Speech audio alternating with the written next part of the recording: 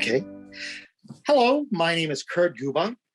I was a member of Troop 170 in South Dartmouth, Massachusetts, and I was an Eagle Scout. I was at Camp Cachalot from, I was a scout there from my first year as a scout was 1984. I was a CIT, I believe, in 87, and worked there through 92. All of the years that I was there, I worked in the waterfront area, and I was the assistant waterfront director my last 2 years there. People that really, yes, absolutely. Russ Monast was somebody that I don't know, just always looked up to, and always thought that he was the pinnacle of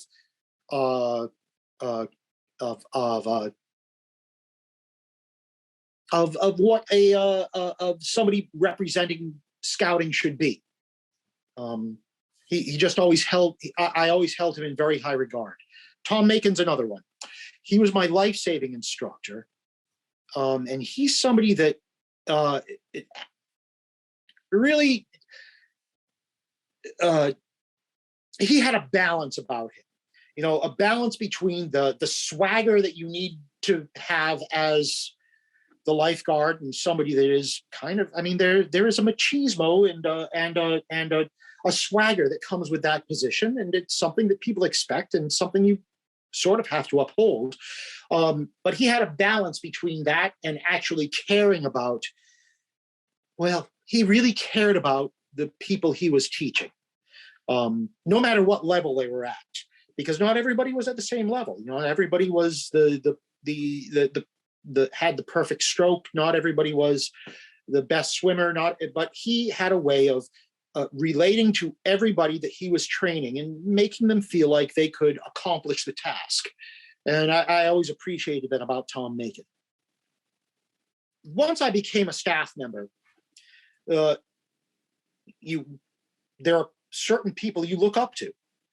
When I first started, I was on the waterfront staff, and Tim Connick was the waterfront director.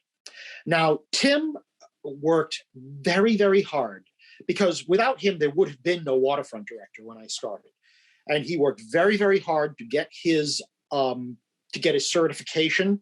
And Tim, through his own admission, was not the best swimmer, was not the most, he didn't start out as a waterfront guy, but he did it because he knew there was a need and duty calls. And he made that thing happen. And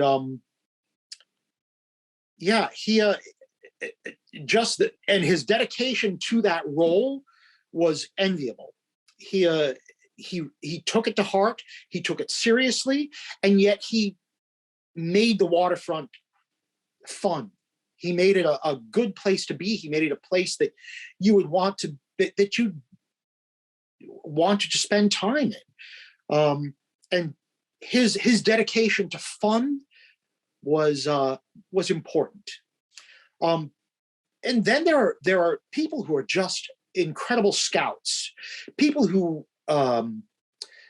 look at the whole role of being a scout, looking at somebody who can be a great community member, somebody who has incredible skills, somebody who can teach those skills, that can relate those skills. And I gotta say, Dennis Wilkinson, you and Peter Ashworth were really the pinnacle of that thing. And we had a lot of those guys, but I mean, certainly Tommy Whalen, with the way that he was able to enjoy his role as an arts and crafts director. Brian Bastarash, with the way he was able to enjoy his role as a nature director. Tom Bednar's in Scoutcraft. There were so many people who were so great at their job when I was there. that I worked under and later on had the opportunity to work with. These are the picture of scouts. They had a dedication to their community. They had a dedication to teaching their craft. They had a dedication to making campers want to be better, and inspiring people. And I look back on those times, and it makes me weep with how great all of these friends and coworkers I had were at their jobs. When I actually got to teach somebody how to swim, when you had somebody that came in without any skills at all, and they left at the end of a week being able to not win an Olympic contest, but being able to not drown, taking somebody from the level of not being able to swim at all to being able to swim competently in a week, that's a big challenge and that's a big ask. But it happened time and time again. And many times through sheer force of will, but it happened. And that is an amazing accomplishment when you can give somebody that skill. That's I can't think of something better than that. My favorite camp song, and I can't say that it was necessarily my favorite camp song, but another one of my favorite memories, going back to your first question, I'm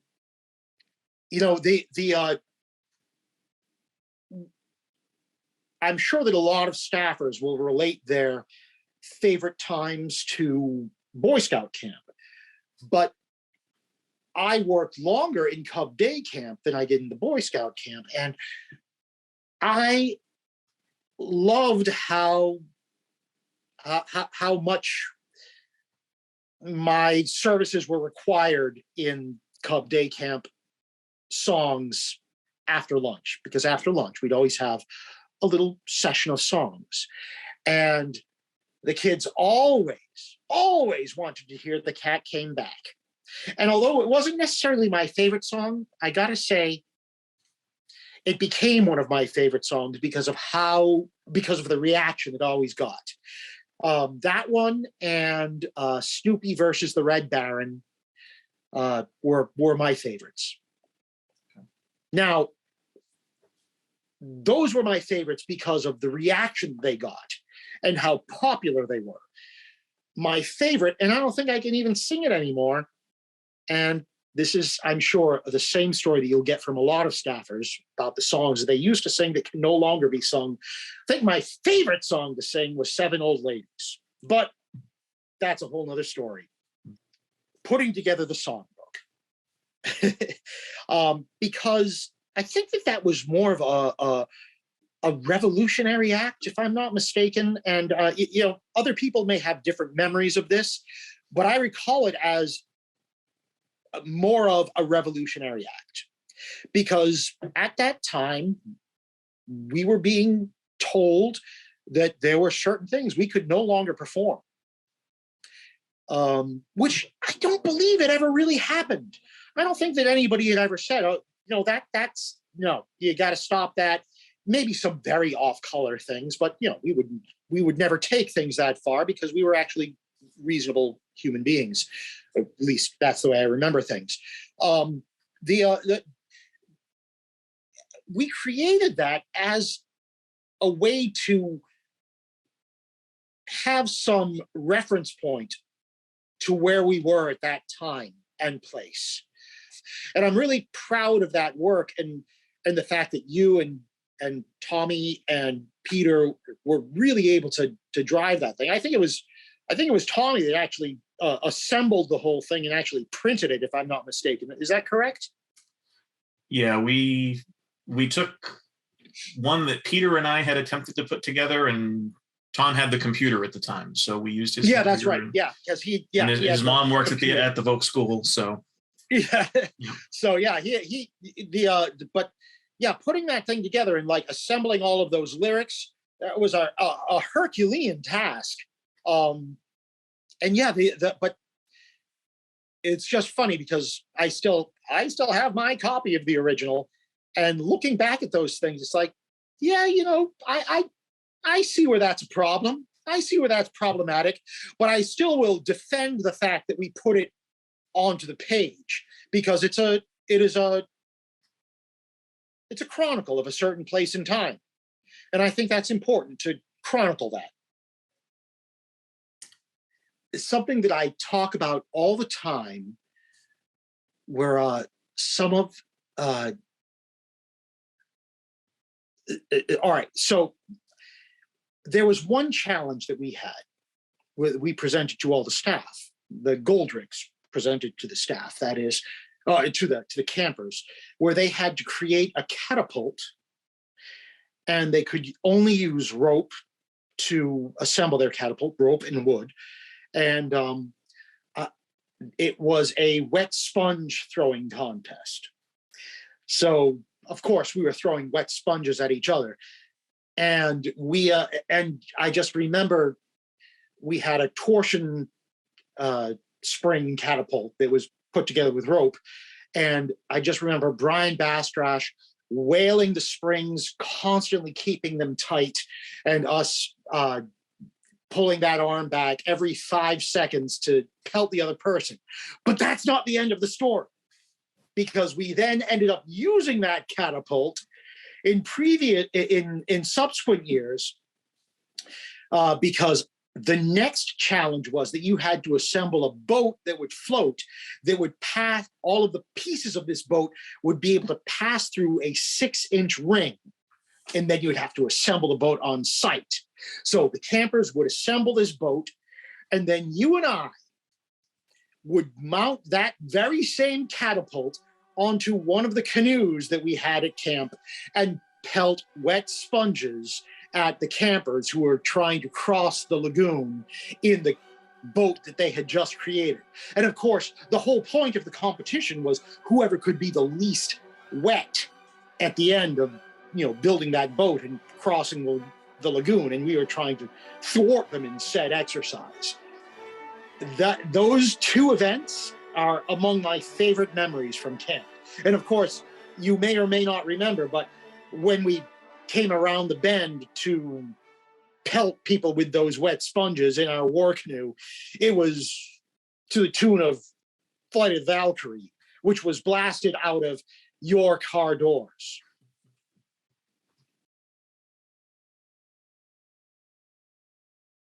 I had a few favorite places. There was one place at the top of a steep hill going up along the creek that had a particularly brilliant view of a lot of most of the lower camp. There was another spot. It was a particularly eroded area along 5 Mile Pond that I always found particularly interesting, just because of all of the efforts that had been made to stop the erosion. Of course, that's a difficult task when you're, all of the Cape is basically a giant sandbar. You're not going to really stop that sand from moving. But I always found that hill above that eroded area to be particularly beautiful. The waterfront tower has so many memories for me, not only from being stationed there, but just from looking down at the swimming area at night for when snapping turtles would come swimming by, for times spent with special people, because that was a place of contemplation. Yeah, some of my favorite areas. And of course, the most important area for me was the area where we would have our campfires, because the campfire was always that was where I felt I could contribute the most, being able to lead people in song, lead people in ceremony. Go in one of my careers following being a scouter and a counselor. I became a performer, and that all started with being at camp. I remember saying to Vic Sylvia at one point that I want to be an actor. I want to be a great actor. And he shot me down. He said, no, you're a ham. You're always going to be a ham. And when you embrace that, you'll be able to do something. And you know what? I did embrace that, and it made a long and lucrative career for me. And I was able to really to make something of myself doing that. And I always thank my years honing my skills, holding an audience, to my days at camp. And that fire ring is where it all started. The last time I was at camp was with Ron Dappin, who is my dear friend that I was on tour with for years and years. And that was 2001. And I'm sad to say that, because camp was such an important part in my development, and yet I hadn't been there to revisit that. And I look at all of your posts, and I look at all of the pictures, and it feels so far away. Yet every time I go home, there's such a duty to take care of family needs, and there are so many other things that seem so much more pressing, that taking care of your own heritage, well, it somehow takes a back seat, doesn't it? And the older you get, the more separated you get from that, and the more important those family and household needs become. So yeah, it's sad that I haven't been to camp in such a long time.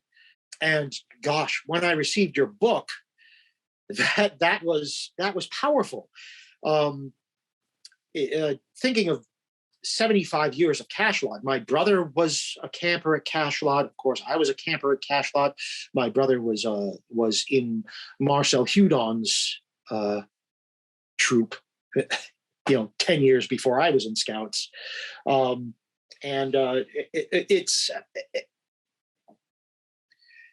There's so much that a young man has an opportunity to grow when they're at camp. Even though you're there with an all male audience, you develop in so many ways, and it's a great growing process. And so many memories from camp did come flooding back. And I think about standing out. All right, so I'm looking off into space now, but I'm because these things are so vivid.